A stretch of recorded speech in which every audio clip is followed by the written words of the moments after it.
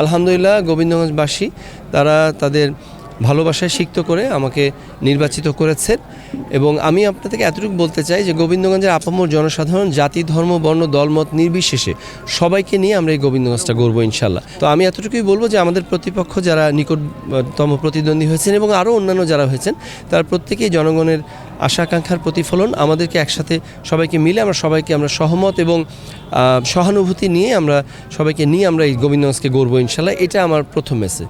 দ্বিতীয় বিষয় হলো দেখুন গোবিন্দগঞ্জে প্রায় দীর্ঘ স্বাধীনতার পর থেকে আজকে প্রায় 54-55 বছরে বাংলাদেশে গোবিন্দগঞ্জে একটা বড় দৃষ্টান্ত ছিল আমার শ্রদ্ধেয় বাবা এখানকার মাটি মানুষের নেতা মরহুম আব্দুল মোত্তালিব আকন্দ। তিনি শিক্ষাক্ষেত্রে একটা বিপ্লব ঘটিয়েছিলেন যে কারণে তাকে মানুষ আজও ভুলতে পারে না।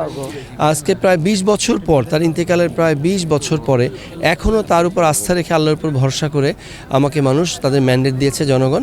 তো আমি ইনশাল্লাহ তারই পদচারণা অনুসরণ করে গোবিন্দগঞ্জে রাস্তাঘাট ব্রিজ কালভার্ট এবং কর্মসংস্থানের ক্ষেত্রে একটা শিল্প বিপ্লব আমি ইনশাল্লাহ কমিটমেন্ট করেছি এবং সেটা আমি করবো ইনশাল্লাহ গোবিন্দগঞ্জবাসীর জন্য।